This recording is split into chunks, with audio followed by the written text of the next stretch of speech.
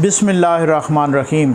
जनाब काशिफ भाई हमारे साथ मौजूद हैं और आज हमने देखा कि नैब ने मरियम नवाज़ साहबा की ज़मानत को के ख़ारिज करने की दरख्वास्त दे दी कि जी उनको, चूँकि उनको ज़मानत दी हुई है ना अपना इस्लामाबाद हाई कोर्ट ने उनको ज़मानत दी हुई है जस्टिस अतर मिनल्ला साहब के उस अदालत ने। और जिस तरीके से हमने देखा कि एवन फील्ड में उनकी वो केस की पूरी धज्जियाँ उड़ाई गई थी जस्टिस अतर मिनल्ला साहब ने, तो वो सबको मालूम है।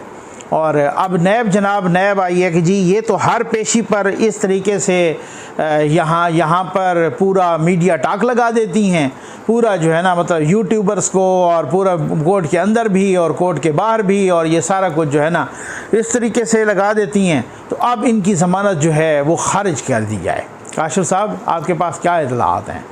जी सर, आज इस्लामाबाद हाई कोर्ट में जो है वो नैब की तरफ से जो है एक बाकायदा एप्लीकेशन दी गई है और उसमें जो मरियम नवाज़ साहिबा की जो ज़मानत पहले एवन फील्ड रेफरेंस में एवन फील्ड जी उसमें जो की गई थी तो उसे खारिज करने की जो है इस्तदा की गई है। और नैब ने यह मौक़िफ़ अख्तियार किया है कि मरियम नवाज़ साहिबा को कोर्ट ने जो है बहैसियत ख़ातून जो है वो रिलीफ़ दी थी और मरियम नवाज़ साहिबा जो है वो इस जो उन्हें रिलीफ़ दिया गया वो इसके अहल नहीं है और वो इस ज़मानत का गलत फ़ायदा उठा रही हैं।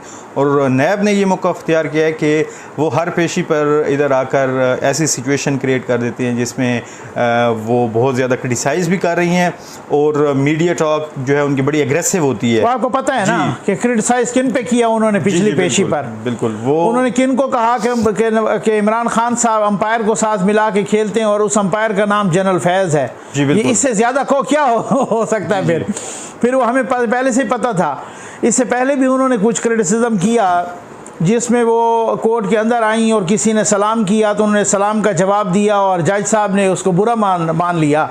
हालांकि हमने तो देखा कि राव अनवार साहब जो कि ख़ुद जो है ना जजेस गेट से दाखिल होते हैं, उस गेट से दाखिल होते हैं जिससे जजेस आते हैं और आके पूरी तकरीर झाड़ देते हैं। वो जी शाहाना अंदाज में आते हैं और कोर्ट नंबर 1 में पूरी तकरीर झाड़ देते हैं और उनका कोई बाल बीका भी नहीं कर सकता। तो मैं हैरान हूँ कि मतलब अगर एक पॉलिटिकल फिगर है तो वो मीडिया से आके बाहर बात नहीं करेगी तो क्या करेगी? अगर जरदारी साहब आते हैं वो भी मीडिया से बात करते हैं, बाकी भी लोग आते हैं वो भी मीडिया से बात करते हैं। सारा असल में मसला ये है कि ये जो कह रहे हैं ना कि उनको खातून समझ के रिलीफ दिया गया, नवाज शरीफ साहब तो खातून नहीं थे, ठीक हो गया ना, उनको भी यही रिलीफ मिला था। ये तो अब वो ख़त्म हुई है ना उनकी बेल। जी बिल्कुल। ये इस एवन फील्ड में मेरी ये वीडियो मौजूद है, मेरे व्यूअर्स ने देखी होगी, आप फिर से देख लें उसको। एवन फील्ड के केस की वो धज्जियाँ उड़ा दी गई। अच्छा पहले तो मैं ये बता दूं कि सर 3 केसेस थे जी। और ये भी उस वक़्त क्या चालाकी से जो है ना तीनों केसेस को अलग अलग किया गया था। हालांकि ख्वाजा हारिस साहब कहते रहे, इस्लामाबाद हाई कोर्ट तक गए कि जी इन तीनों केसेस को एक साथ कर दिया जाए। उस अलग अलग करने में भी एक मेलाफाइडी थी। इन 3 केसेस, एक एवन फील्ड था, एक जो है ना वो फ्लैगशिप था और एक अल अजीजिया था। मरियम नवाज साहबा का और कैप्टन सफदर साहब का नाम सिर्फ और सिर्फ एवन फील्ड में, बाकी उन केसेस में उनका नाम ही नहीं। ठीक है जी। अब एवन फील्ड का जब फैसला आया, उस फैसले के अंदर लिखा हुआ है, जज बशीर साहब का ये फैसला था, उस फैसले के अंदर लिखा हुआ है कि नैब इन पर करप्शन का कोई इल्ज़ाम साबित नहीं कर सका। ये आप फैसला पढ़ सकते हैं, ठीक है जी, समझ आ गई। अब उस फैसले की जो धज्जियां जस्टिस अतर मिनल्ला साहब ने उड़ाई थी वो हर किसी को मालूम है। इस्लामाबाद सज़ा भी सस्पेंड हुई थी तीनों की और बेल भी मिल गई थी। तो अब अगर एक पॉलिटिकल लीडर कहीं बाहर जाके को प्रेस कॉन्फ्रेंस कर ले तो फिर तो इसका मतलब है कि उसकी बेल कैंसिल हो जानी चाहिए। फिर तो अब सर देखे ना, या तो किसी पेशी पे वो पेश ना हुई हो, या तो उन्होंने कोई इस तरीके से वो पेशी पे वो भी पेश हो रही हैं, उनके हस्बैंड जो है ना सफदर साहब भी पेश हो रहे हैं, कैप्टन सफदर साहब वो भी पेश हो रहे हैं। इससे पहले हमने देखा कि 200 पेशियां उन्होंने अपने वालिद के साथ भी। तो इस बुनियाद पे कैसे कि कोई मीडिया टाक करे और वो साथ का, फिर इसका मतलब तो ये हुआ ना कि मीडिया टाक की और उन्होंने कुछ मुकद्दस गाय के खिलाफ कर दी ना। वो तो बिल्कुल जफर साहब, आज़ादी इजहार राय जो है वो तो आपका कॉन्स्टिट्यूशन उसका राइट आपको देता है हर सिटीजन को, ठीक है। दूसरी बात यह है कि जो पॉलिटिकल फिगर होता है, आपने बिल्कुल दुरुस्त फरमाया कि वो सियासत पर ही बात करेगा। जी बिल्कुल। अब उसने कोई मईशत पे या किसी और ऐसे इशू पे तो बात नहीं करनी ना जो नॉन रेलिवेंट हो। अच्छा, दूसरा ये है कि आप अगर वो किसी अदालत में जारी मुकदमे पर या सब जुडिशियल जो मैटर होता है, हाँ, उस पर बात करें, बिल्कुल, किसी जारी मुकदमे पर कमेंट करें, अदालत के किसी सब जुडिस मैटर जी सब जुडिस मैटर, अदालत के किसी फैसले पर तनकीद करें, सही बात, या उस पर किसी कोई ऐसा कमेंट करें हार्श किस्म का, या अदलिया को पे क्रिटिसाइज करें, तो फिर तो आप बात कर सकते हैं, जी बिल्कुल। लेकिन या वो पेश नहीं होती, या वो इस तरह से कोई वो तो कोरोना के तनाजुर में भी पेश होती नहीं। लेकिन यह है कि किसी को आप इस बुनियाद पर अपनी ख्यालात के इजहार से नहीं रोक सकते कि आप उनके पॉलिटिकल व्यूज से आपको इत्तेफाक नहीं है, आप इख्तिलाफ का हक रखते हैं, आप रख सकते हैं, आप अपने मौक़िफ़ भी रख सकते हैं, सही बात है, लेकिन इजहार राय की आज़ादी पर जो है वो कदगन नहीं लगा। और इस तरीके से नैब के पीछे छुपने या अदालतों के पीछे छुपने से क्या है, अगर किसी को लगता है कि उन्होंने जनरल फैज साहब के खिलाफ कोई गलत बात कर दी है तो अलग से एप्लीकेशन मरियम नवाज के खिलाफ दायर कर दें, अलग से वही वाली बात है, एक FIR कटवा दें, उनके लिए कौन सी ऐसी प्रॉब्लम होती है, ठीक है ना। बहुत सारे लोग तो इस वजह से अलग से एक एप्लीकेशन दे दें कि उन्होंने ये बातें की और इनके खिलाफ मुकदमा किया जाए। ये क्या सूरत हाल है कि जनाब आप उनके जब एक जो है ना एक अक्यूज्ड है, वो अक्यूज्ड भी इस तरह से कि उनकी सजा भी सस्पेंडेड है, वो है भी बेल पर, ठीक है ना, और वो एक सियासी मुकदमा था, उस सियासी मुकदमे के ऊपर एक मॉनिटरिंग जज भी बैठा जो दुनिया में कहीं नहीं होता, जो पहली दफा अपना पाकिस्तान की जुडिशल हिस्ट्री में हुआ कि एक मॉनिटरिंग जज भी तैनात हो गया,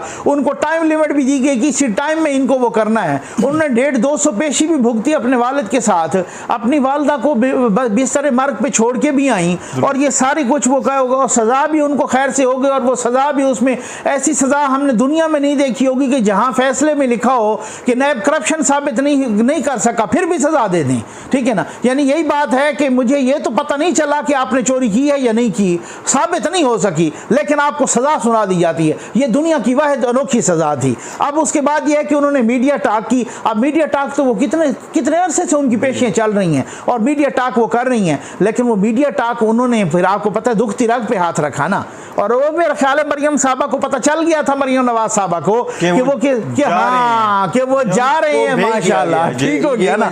तो भाई अब इशारे कहीं और जा रहे हैं, अब हवाओं का रुख कहीं तब्दील हो रहा है उस रुख को। दूसरा ये है कि जो ये कहा गया है कि खातून होने की वजह से उन्हें रियायत दी गई, तो मेरा नहीं ख्याल कि कानून की नजर में ऐसा नहीं होता, कोई ऐसी जेंडर डिस्क्रिमिनेशन होती है, ये जेंडर डिस्क्रिमिनेशन होगी। सही बात, आप जो है किसी को खातून होने की वजह से रियायत दें, और तो ये भी एक बड़ी अजीबोगरीब बनता है। जफर साहब इस पर आप क्या कहेंगे? सर इसके साथ मैंने वही अर्ज की ना कि इसके साथ कैप्टन सफदर साहब भी थे जी, इसके साथ नवाज शरीफ साहब भी थे, वही थे ना। नवाज शरीफ साहब को 10 साल की सजा हुई, इनको जो है ना 7 साल की हुई, और जुर्माना भी साथ हुआ। कैप्टन सफदर साहब को 1 साल की हुई। अब कैप्टन सफदर साहब और नवाज शरीफ साहब को, वो तो खवातीन नहीं थे ना, वो तो मर्द थे, ठीक है ना। तो इसका मतलब ये है कि उनको किस बुनियाद पर रियायत दी गई? अगर इनको खातून, अच्छा अगर ये खातून होने की बुनियाद पर बड़ी रियायतें मिलती हैं, तो फिर यही मरियम नवाज साहबा को जब 2 मरतबा गिरफ्तार किया गया, उस वक्त उनको किसी ने खातून होने की बुनियाद पे कोई रियायत नहीं दी। सर खातून होने की बुनियाद पे आपने यहाँ पर इस मुल्क में, अल्लाह माफ़ करे, खवातीन का क्या बेनज़ीर साहबा खातून नहीं थी जब उनको गिरफ्तार किया गया था? क्या मरियम नवाज साहबा को जब उनको वैसे किसी जगह से भी गिरफ्तार किया जा सकता था, चाहे वो घर हो चाहे वो बाहर हो, उनको वो वालिद की मुलाकात पे आती हैं और वालिद के सामने आप उसे जाके गिरफ्तार करते हैं ताकि एक तरह से उनके वालिद को आप मेंटल टार्चर कर सकें, ठीक है ना, उनको तोड़ सकें। तो आप अंदाज़ा करें, जाहिर है एक वालिद के सामने जब बेटी को आप इस तरीके से गिरफ्तार करते हैं तो डेफिनेटली वो तो हमारी जो मशरकी रिवायात हैं, जो इस्लामी रिवायात हैं, जो पाकिस्तानियत है, जो पाकिस्तानियों को जो मतलब मशरकी रिवायात के मुताबिक जिस तरीके से वो बेटियों के साथ मोहब्बत होती है, तो वो आप खुद बताएं कि उस हवाले से नवाज शरीफ साहब को एक टार्चर करना था, मेंटल टार्चर। उस वक्त आपको ख़वातीन का ख्याल नहीं आया, उस वक्त खातून के हकूक़ का ख्याल नहीं आया। ये जो आप रोज़ जो है ना, मतलब कोई उनको क्या कह रहा है, कोई उनको क्या करे, कोई किस तरह के ट्रेंड चला रहे हैं और बिल्कुल हर किस्म की बेहूदगी और गैर अखलाकियात, ये सारा कुछ चल रहा है, उस वक्त ख़वातीन का ख्याल नहीं आता। ये मैं कहना चाहूँगा सर, इसी में एक वो आपने बड़ा ज़बरदस्त किस्म का टॉपिक वो किया, गरीदा फारूकी साहबा, वो इतना आर्गूमेंटेटिवली आप भी देख रहे हैं सोशल मीडिया पे इनके साथ वो कर रही हैं, और ये उनको जो है ना इस तरीके से इन्होंने बालशिया पालशिया को बिठाया हुआ है, और उनको वो खातून नहीं है जिस तरीके से उनकी इज्जत को उछाला जा रहा है, जिस तरीके से उनको हरास किया जा रहा है, जिस तरीके से सोशल मीडिया पे वो इनको जवाब दे रही हैं एक दलील की बुनियाद पे, एक मुदल्लिल अंदाज में उनको वो जवाब दे रही हैं, लेकिन वो इस तरीके से मैंने तो उनको मैं तो इस वजह से मैंने कहा कि कोई बड़ी नोकीली हील वाली जूती रख दी है इनकी दुम पर कि जिसकी वजह से वो जो है ना इनकी आवाज़ें निकलना शुरू हो गई हैं, और फिर आवाज़ें इनकी ऐसी निकलती हैं कौम यूथ की ये गालियाँ देना शुरू कर देती हैं। तो मतलब हालत ये होती ये है कि उस वक्त आप आसमा शिराजी साहबा को कई दफ़ा आपने इस तरह से ट्रोल ब्रिगेड जो है ना बैठ गया और वहाँ उसने उनकी शुरू कर दी। तो सर वो खवातीन नहीं है, उन खवातीन का आपको ख्याल नहीं आता। जितनी भी मुख्तलिफ फील्ड ऑफ लाइफ से जो खवातीन की एग्जाम्पल दी हैं, तो इससे तो ये जाहिर होता है कि पाकिस्तानी मुआशरे में खातून होकर किसी भी फील्ड में जब प्रोमिनेंट होना वो आसान नहीं, ज़्यादा मुश्किल हो जाता है। जैसे आपने प्राइम मिनिस्टर बेनज़ीर भुट्टो साहबा की मिसाल दी, आपने एक दो सहाफ़ी खवातीन सहाफ़ियों की एग्जाम्पल दी, फिर आप मरीम नवाज साहबा का ये तो ये मेरे ख्याल में उनको फेवर मिलने के बजाय उनके लिए उनकी जो मुश्किलात होती हैं बैसियत खातून वो ज़्यादा उनमें इजाफा हो जाता है। मैं वही कह रहा हूँ सर, अगर कोई भी पॉलिटिशियन है या कोई भी, चाहे वो मर्द है चाहे वो खातून है, अगर उन्होंने अपने हिसाब से, सर मैं आपको देखें मेल डोमिनेटेड सोसाइटी है, उसमें बड़ा मुश्किल होता है। आज अगर मरियम नवाज साहबा को अवाम रिजेक्ट कर देते हैं तो ठीक है, उनको कोई राइट नहीं है। ये कौन सी लॉजिक है जनाब, यहाँ पे मौरूसियत है, यहाँ पे ये है वो। अस्मा नवाज शरीफ साहबा, क्या वो नवाज शरीफ साहब की साहबजादी नहीं है?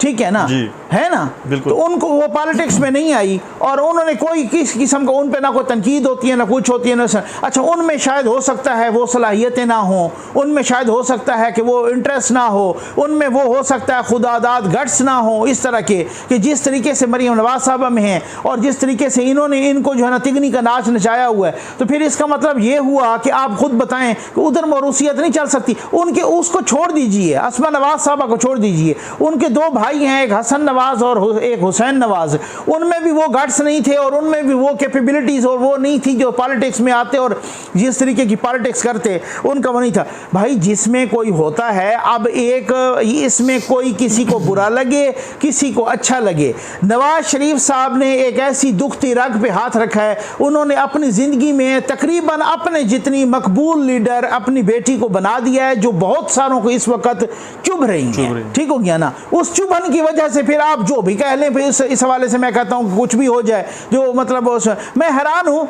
एक उस दिन हम बात कर रहे थे ऑफ द रिकॉर्ड भी ऑफ एयर कि भाई बात ये है कि यार मसला, हाँ मैं आपकी भाभी के साथ में वो कर रहा था, वो जो जिनके वीलॉग भी आते हैं इस पर, तो वो मुझे कहने मैंने कि भाई आप ये कहते हैं कि मरीम नवाज साहबा वो अपनी नून लीग का सत्यानाश करेंगी, और तो वो मुझे कह रही थी कि यार अगर उन्होंने सत्यानाश करना है तो इनको तो खुश होना चाहिए। बात तो ये है ना कि अगर उन्होंने सत्यानाश ही कर रही है तो ये तो खुश होने चाहिए, इनको तकलीफ क्या हो रही है? फिर मैंने कहा यार इनको तकलीफ ये हो रही है कि इनको भी पता है कि वो सत्यानाश नहीं कर रही। ठीक हो गया ना, वो पार्टी को बहुत ऊपर लेके जा रही हैं और बहुत ही जो है ना मतलब जिस तरीके से करिश्मा है और जिस तरीके से वो आवाम को पुल कर रहे हैं। अब ये ऐसी बातें करते हैं ना, सुहेल वड़ाई साहब भी करते हैं ऐसी बातें, बहुत बड़े बड़े सहाफ़ी भी करते हैं। भाई हम में हिम्मत है अल्हम्दुलिल्लाह कि जहाँ कोई गलत डेविएट हो रहा होता है हम उसको उस तरीके से क्रिटिसाइज़ भी करते हैं, लेकिन अगर किसी की तारीफ़ कहीं बनती है और किसी ने को मकाम बनाया है और अपना, और किसी ने अगर इस तरीके से मुकद्दस गायों के ख़िलाफ़ उठ के अगर उनकी गलत को गलत कहा है, किसी ने हिम्मत पैदा की है, तो फिर आप हिम्मत पैदा करें ना। आप तो इस तरह के इशारे किनारों में बात कर रहे हैं कि जनाब वो हज़रत उमर रज़ी अल्लाह तआला अन्हु ने हज़रत खालिद बिन वलीद को यूं हटा दिया था। ठीक हो गया ना, तो अब आपके इस तरह से मैसेज दे रहे हैं, आप नाम लेके फिर करें ना बात ना, आप हिम्मत पैदा करें ना इस तरीके की ना। उनमें तो हिम्मत है कि वो तो नाम लेके पैदा कर, उन्होंने तो इस तरीके की हिम्मत हो गई है पैदा कि वो तो नाम लेके उन्होंने तो जो है ना सीधी सीधी सबको सुना दी है, भले वो कॉन्सिक्वेंसेस कोई भी हो।